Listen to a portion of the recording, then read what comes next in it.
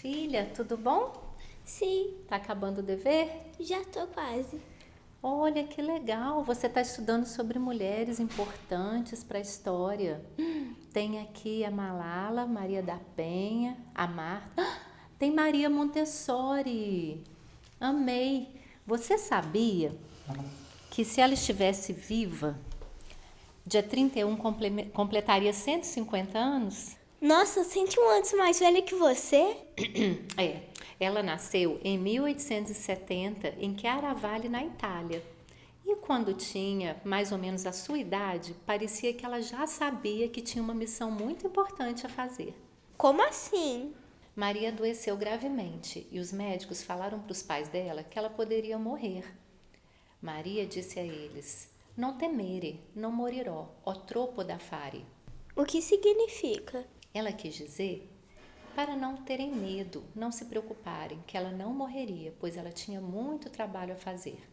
Então a missão dela era criar o método Montessori? Isso, e tudo de bom que veio junto com o método. Maria Montessori era muito estudiosa. E aí, para eu te contar como ela criou o método, eu vou te contar um pouco da história dela e você vai entender. Para começar, Maria era muito estudiosa, determinada, observadora e generosa. Adorava as aulas de biologia e na escola ela estranhava por que as aulas eram dentro da sala e não nos jardins. Também achava estranho, os meninos ficavam para um lado e as meninas para o outro. E dentro da sala, ela dizia que parecia todo mundo petrificado, olhando para o professor, como se fossem borboletas com as suas asas presas a alfinetes. Então, Maria achava um pouco esquisito, mas ela gostava muito também de matemática. E ela resolveu, quando terminou a escola, fazer o curso técnico de engenharia. Apesar de que o seu pai queria que ela se tornasse professora, mas a mãe de Maria, Renilde, a apoiava em suas decisões. E naquela época questionava algumas regras também para as mulheres. E na engenharia, ela estudava bastante, mas ela sempre ficava em dúvida: será que eu faço engenharia mesmo ou vou para medicina? Porque ela amava biologia. Cada vez mais a curiosidade pela biologia aumentava. Um dia, indo para a escola caminhando, ela viu uma senhora sentada na calçada com um bebê de colo. Esse bebê brincava com uma fita vermelha de papel. Ela ficou intrigada com o olhar da criança, encantado com aquela fita. Parecia pesquisar o que estava em suas mãos.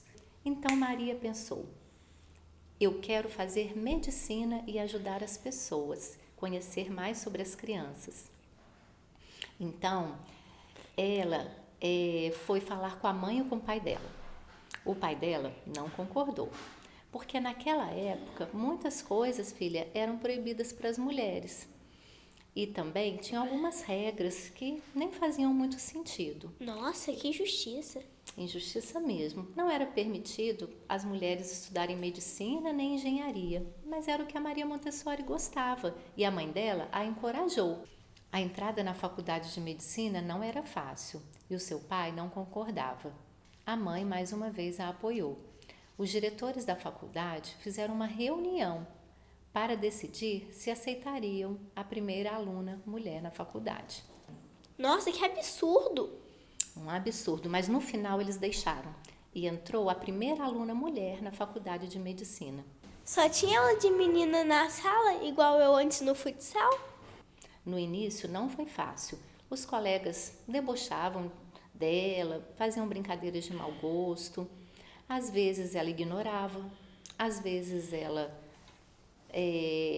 tratava com humor, mas às vezes ela tinha que ser muito ríspida e firme.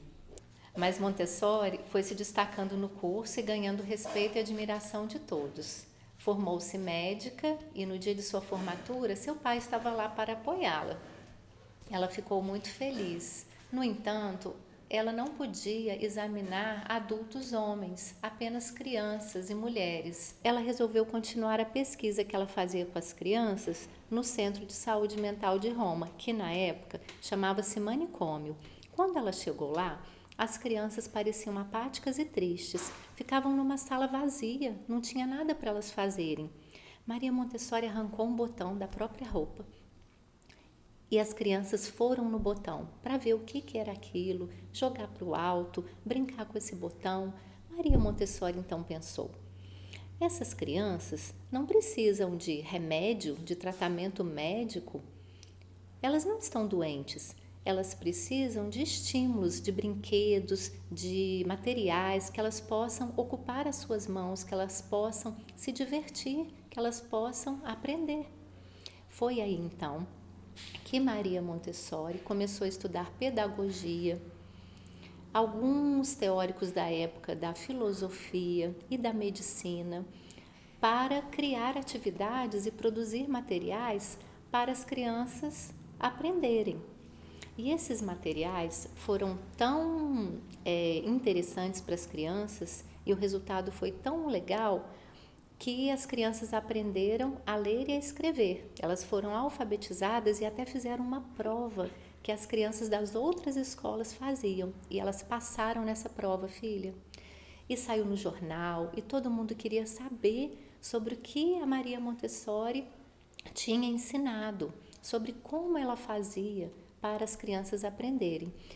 E ela dizia: se as crianças que todo mundo achava que tinham uma deficiência mental foram alfabetizadas, imagine como esses materiais vão ser bons para as outras crianças também. E foi aí que ela teve a grande oportunidade, em 1907, de ter a sua própria escola. Ela foi convidada a dirigir a creche no bairro São Lourenço de Roma. Maria Montessori denominou esse espaço de Casa dei Bambini. A casa das crianças? Isso, Casa dei Bambini. E lá ela recebia as crianças de 3 a 6 anos, igual na Agrupada 2. E as crianças tinham muito trabalho para fazer. Tinham as atividades de vida prática, tinha de matemática, tinha de linguagem, tinha um jardim que elas podiam explorar a natureza e também se divertir um pouco. Mas era uma liberdade que não era fazer bagunça, era uma liberdade organizada, né? Assim como nas salas de aula de vocês. Assim ela percebeu como as crianças se desenvolviam, foi anotando tudo, registrando as suas observações. Ela escreveu um livro e um método que foi a sua tese. E esse livro a gente tem hoje, A Descoberta da Criança, Pedagogia Científica. Por isso que a gente diz que o método montessoriano é científico. Maria Montessori não sabia apenas muito sobre as crianças, mas ela sabia como lutar pelas crianças. Acredita que uma vez ela escreveu uma carta para os presidentes de muitos países dizendo que a criança é um cidadão? Então, precisa também de leis para protegê-las e outros direitos assim. A Casa dei Bambini, o prédio existe até hoje, no bairro São Lourenço de Roma, e pode ser visitado como um museu. Nossa, que legal! Que dia a gente pode ir lá? E assim que a gente puder, porque é o sonho de muitos educadores visitar a Casa dei Bambini. A Maria Montessori teve filhos? Eles estudaram na Casa dei Bambini? Maria Montessori teve um filho, Mário, mas infelizmente ele não pôde estudar na Casa dei Bambini. Por quê? Porque, lembra que eu te falei que na Itália, naquela época, tinham muitas regras sociais e para as mulheres, principalmente, e não era permitido que uma mulher tivesse um filho sem se casar.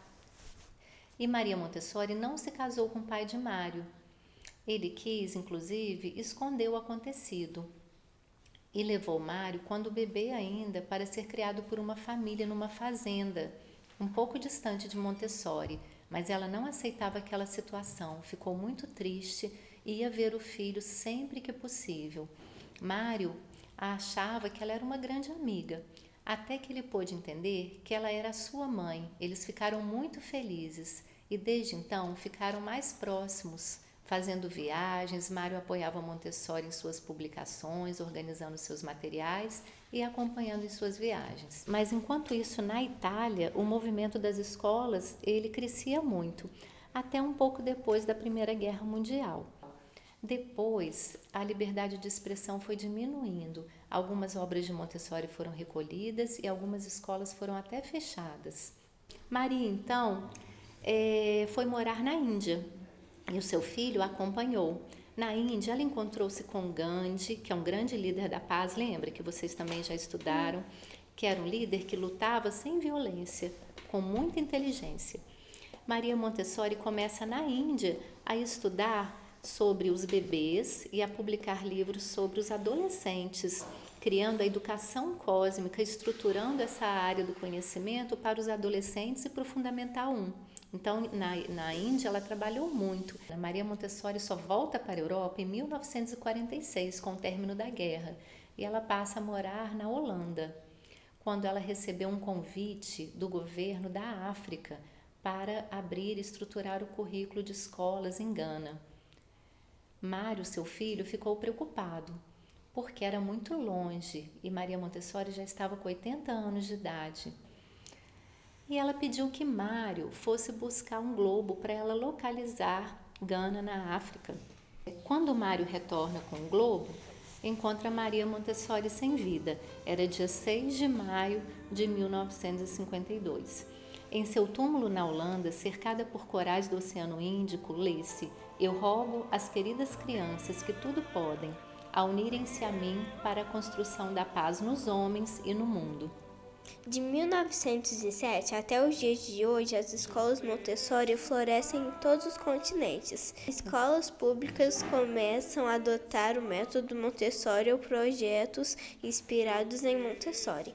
Em homenagem a Maria Montessori, Itália lança a nota de 1000 lire. Organizações internacionais como a AMI, Associação Montessori Internacional, AMS, American Montessori Society, e nacionais como a OMB, Organização Montessori do Brasil, e a ABEM, Associação Brasileira de Educação Montessori, reúnem grupos de educadores que continuam a tarefa iniciada por Maria Montessori, estudando, traduzindo e publicando livros e pesquisas, cumprindo amorosamente o legado deixado por nossa grande mestra.